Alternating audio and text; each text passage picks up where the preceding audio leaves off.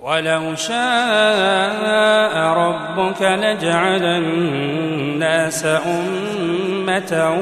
واحدة ولا يزالون مختلفين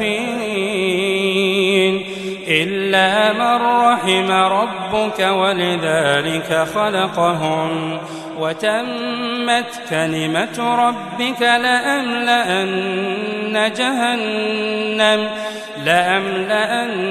جهنم من الجنة والناس أجمعين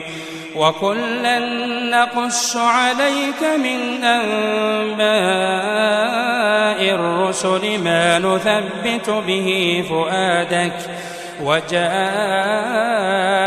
في هذه الحق وموعظة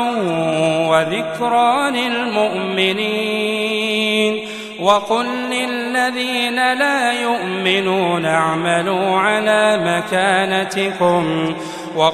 للذين لا يؤمنون اعملوا على مكانتكم إنا عاملون وانتظروا إنا منتظرون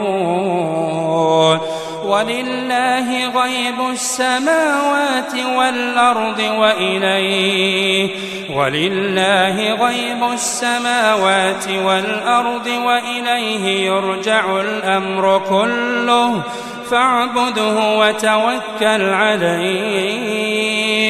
وما ربك بغافل عما تعملون.